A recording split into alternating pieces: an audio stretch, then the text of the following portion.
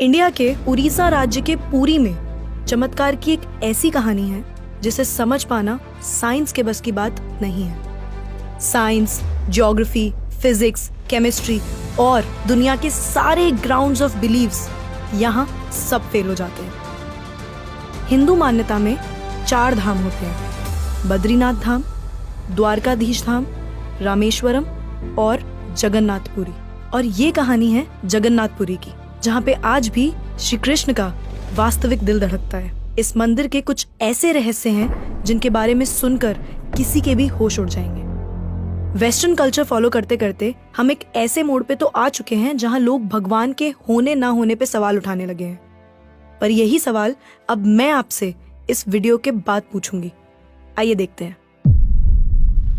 हर मंदिर में जहाँ मूर्तियां मेटल या स्टोन से बनती हैं, वहीं जगन्नाथ मंदिर में भगवान की मूर्तियां लकड़ी से बनी हुई हैं। ऐसा क्यों? आइए बताती हूँ। 3102 बीसी में ज़ारा नाम के एक शिकारी ने शिकार करते हुए गलती से तीर श्री कृष्ण के पैर पे चला दिया, जिससे श्री कृष्ण की मृत्यु हो गई। ज़ारा ने श्री कृष्ण का देह संस्कार किया पूरे रीति रिवाजों के साथ। पर जब उनकी चिता शांत हुई तो ज़ारा ने देखा कि एक चमकने वाली मेटल की चीज अभी तक जली नहीं थी। ज़ारा को ये समझ नहीं आया था कि ये है क्या, तो उसने उसे उठाया और उसे बेचने निकल गया। पर उसको खरीदना तो दूर, किसी ने उसे हाथ भी नहीं लगाया। फिर आखिरकार ज़ारा ने हार थक कर उस मेटल की चीज को एक लकड़ी पर रखा और उसे पानी में बहा दिया। गुप्त साम्राज्य के समय अवंती के राजा इंद्रद्युम्न, जो कि विष्णु जी के बहुत बड़े भक्त थे, उन्हें एक दिन सपने में आकर विष्णु जी ने एक नदी में डुबकी लगाने को कहा और ये भी कहा कि एक लकड़ी के तने में तुम्हें उस नदी में मैं मिलूंगा। इस सपने को देखकर अगले ही दिन राजा डुबकी लगाने चले गए। डुबकी लगाते वक्त राजा को नदी में थोड़ी ही दूर एक लकड़ी का तना भी दिखा। बिना देर किए राजा तने तक पहुंचे और उस तने को महल में ले आए। फिर राजा ने कुछ बहुत नामी काश्तकारों को बुलाया, पर उनमें से कोई भी उस लकड़ी से एक मूर्ति नहीं बना पाया। कई दिन बीत जाने के बाद एक काश्तकार महल में आया और उसने राजा से कहा कि ये मूर्ति मैं बनाऊंगा, पर मेरी एक शर्त है। राजा ने काश्तकार से उसकी शर्त पूछी, क्योंकि राजा किसी भी शर्त को मानने के लिए तैयार थे। तो काश्तकार ने कहा कि ये मूर्ति बनाने के लिए मुझे पूरे 21 दिन का समय चाहिए और मैं चाहता हूँ कि 21 दिन से पहले ना तो कोई मुझसे बात करे, ना मिले और ना ही मेरे किसी भी काम में विलंब डाले। राजा ने खुशी खुशी ये शर्त मंजूर कर ली। मूर्ति बनाने का काम शुरू हुआ। रोज मूर्ति बनने की आवाजें भी आती थी, पर धीरे धीरे वो आवाजें बंद हो गई। अवंती की रानी को लगा कि शायद भूख प्यास से काश्तकार मर चुका है, इसीलिए उन्होंने जहाँ मूर्ति का काम चल रहा था उस कमरे के दरवाजे को खुलवाने की जिद की और राजा को उनकी बात माननी पड़ी। जैसे ही दरवाजा खुला तो उन्होंने ये देखा कि वहाँ कोई काश्तकार था ही नहीं। सिर्फ और सिर्फ 3 मूर्तियां थी: भगवान जगन्नाथ, उनके भाई बालभद्र और उनकी बहन सुभद्रा। और उसी जगन्नाथ जी की मूर्ति में वो मेटल वाली चीज भी रखी गई थी, जो कि कुछ और नहीं, श्री कृष्ण का धड़कता हुआ दिल था। ये कोई नॉर्मल ह्यूमन हार्ट नहीं है, ये एंशिएंट एडवांस टेक्नोलॉजी का क्लियर सबूत है।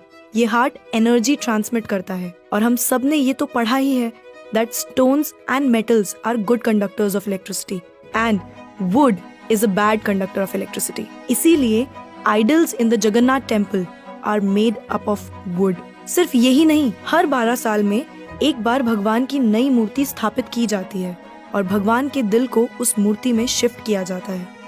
ये किया इसलिए जाता है क्योंकि जो energy transmitting device, if we talk scientifically, उस मूर्ति में होता है, वो इतनी एनर्जी ट्रांसमिट करता है that the wood gets depleted with time और इसीलिए उसे बदलने की जरूरत होती है। पर इसे बदलने का प्रोसेस भी इसी की तरह बहुत इंटरेस्टिंग है। हर 12 साल में एक दिन ऐसा होता है जिस दिन मंदिर में किसी को एंट्री नहीं मिलती। पूरी शहर की बिजली काट दी जाती है।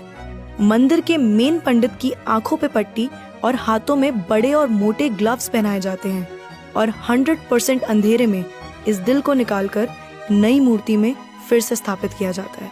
जिन पंडितों ने इतिहास में ये सेरेमनी करी है, उनका कहना है कि उन्होंने देखा तो कभी नहीं, पर इस चीज को, जिसे हम ब्रह्म पदार्थ भी बोलते हैं, इसे हाथों में पकड़ने पे ऐसा लगता है जैसे जिंदा खरगोश पकड़ लिया हो। माना ये भी जाता है कि अगर किसी ने ब्रह्म पदार्थ को देख लिया तो उसकी मौत उसी समय निश्चित है। इसीलिए बिना आंखों पे पट्टी लगाए किसी को भी ये सेरेमनी करने की परमिशन नहीं है। इस मंदिर के ऊपर एक झंडा है जो साइंटिफिक लॉ के बिल्कुल विपरीत चलता है। जैसे कि हमें पता है कि जिस डायरेक्शन में हवा चलती है पतंग भी उसी डायरेक्शन में उड़ती है और झंडा भी उसी डायरेक्शन में उड़ना चाहिए। पर जगन्नाथ मंदिर के इस झंडे की बात बिल्कुल अलग है। ये हमेशा हवा के ऑपोजिट डायरेक्शन में उड़ता है। क्यों और कैसे आज तक कोई समझ नहीं पाया। इस झंडे के साथ एक और खास बात है कि इसे रोज बदलना पड़ता है। इसीलिए मंदिर के पांडु 214 फीट ऊपर लगे इस झंडे को रोज चढ़कर बदलते हैं, क्योंकि कहा जाता है कि अगर किसी दिन ये झंडा नहीं बदला गया तो मंदिर 18 सालों के लिए बंद हो जाएगा। मंदिर में आए भक्तों के बीच रोज प्रसाद बांटा जाता है। उनके लिए वो प्रसाद बनाया जाता है। और जगन्नाथ मंदिर में होने वाली हर चीज में कहीं ना कहीं भगवान की कोई ना कोई लीला छुपी है। मंदिर में रोज 500 लोगों के लिए प्रसाद बनता है और कभी कभी भक्तों की संख्या हजारों में भी चली जाती है। पर जगन्नाथ मंदिर में भक्तों के लिए प्रसाद कभी कम नहीं पड़ा। दिन भर मंदिर में प्रसाद बांटा जाता है, पर कहते हैं कि आज तक इस मंदिर में एक भी दाना प्रसाद ना कम पड़ा है और ना ही व्यर्थ गया है। पर ऐसा एस्टिमेशन इंसानों के लिए करना तो बहुत ही मुश्किल है। और ये बात यहीं खत्म नहीं होती। प्रसाद बंटने की मिस्ट्री तो है ही, उससे बड़ी मिस्ट्री है प्रसाद बनाने की। लकड़ी की आग पे 7 मिट्टी के बर्तनों को एक के ऊपर एक रखकर प्रसाद बनाया जाता है। साइंस और लॉजिक्स कहते हैं कि सबसे पहले सबसे नीचे वाले बर्तन का प्रसाद पकना चाहिए। पर पुरी के जगन्नाथ मंदिर में साइंस और लॉजिक्स नहीं चलते। इन 7 बर्तनों में सबसे पहले सबसे ऊपर रखे जाने वाले बर्तन का प्रसाद पकता है, फिर उससे नीचे वाले बर्तन का, और ऐसे ही सबसे नीचे रखे बर्तन का प्रसाद सबसे आखिरी में पक के तैयार होता है। हाँ, मुझे पता है आपको भी अभी कुछ नहीं समझ आ रहा होगा। इसे आज तक कोई नहीं समझ पाया। इस मंदिर की खूबसूरती शब्दों में नहीं बताई जा सकती।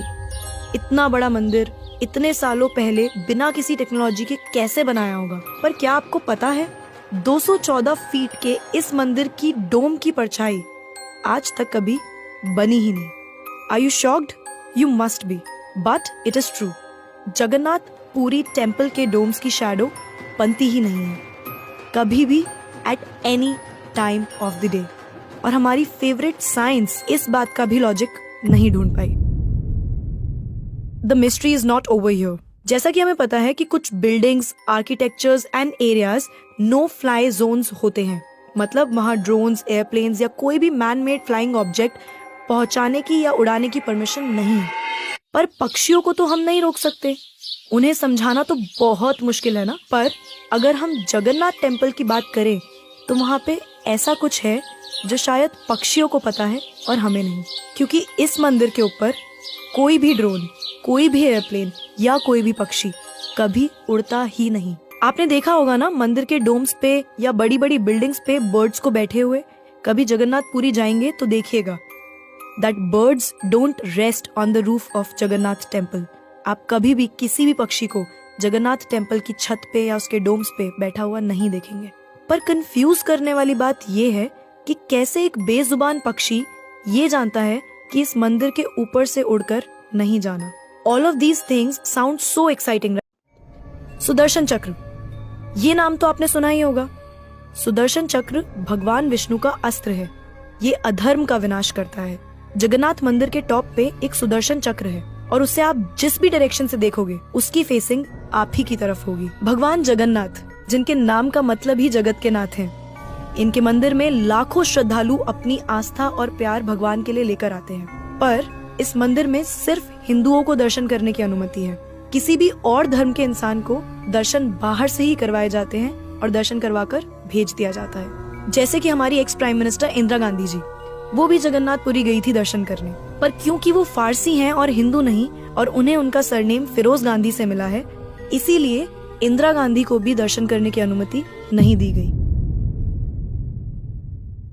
सिर्फ यही नहीं, 2005 में थाईलैंड की प्रिंसेस महाचक्री सिंधोन को भी जगन्नाथ पुरी टेम्पल में एंट्री नहीं दी गई थी, क्योंकि यहाँ फॉरेनर्स अलाउड नहीं है। उनके लिए अरेंजमेंट्स की गई थी और दर्शन बाहर से ही करवाए गए। 12वीं सदी से बने हुए इस मंदिर को स्विट्जरलैंड की एक महिला ने 1,78,00,000 रुपए का चढ़ावा भी चढ़ाया। ये मंदिर में चढ़ाया गया अभी तक का सबसे बड़ा चढ़ावा है। पर फिर भी क्योंकि वो हिंदू नहीं है, दर्शन उन्हें भी बाहर से ही करने पड़े। हमारे ही धर्म की इतनी सारी बातें हैं जिसके बारे में हमें कुछ पता ही नहीं। हम आंखें बंद करके किसी भी कल्चर को, किसी भी ट्रेंड को फॉलो करते जा रहे हैं। हम भूल गए हैं कि हम एक ऐसे धर्म से जुड़े हैं जिसने दुनिया में संस्कृति, सभ्यता, परंपरा और संस्कार को हमेशा जिंदा रखा है। ये सनातन धर्म है और अब हमें धर्म को बचाना है। हर साल पुरी में जगन्नाथ जी की रथ यात्रा भी निकलती है। ये 9 दिन का त्योहार होता है जिसमें भगवान श्री जगन्नाथ, देवी सुभद्रा और भगवान बालभद्र को गर्भगृह से निकालकर रथ पर बिठाकर यात्रा करवाई जाती है। माना जाता है कि ये यात्रा इसलिए निकलती है क्योंकि भगवान इन 9 दिनों में प्रजा के बीच आकर प्रजा के सुख दुख को खुद देखते हैं और इस यात्रा में लाखों करोड़ों भक्तों की भीड़ हर साल इस यात्रा का हिस्सा बनती है। जगन्नाथपुरी मंदिर की मिस्ट्रीज यहाँ खत्म नहीं होती। और भी बहुत सारी कहानियां हैं जो हम नहीं जानते, जैसे कि हर साल भगवान 15 दिन के लिए बीमार पड़ते हैं और भक्तों के लिए मंदिर में दर्शन बंद कर दिए जाते हैं। पर बहुत कम लोग जानते हैं कि ऐसा क्यों होता है। वी होप आपको ये वीडियो देखकर अच्छा लगा होगा। तो अब मैं आपसे पूछना चाहती हूँ, आपको क्या लगता है?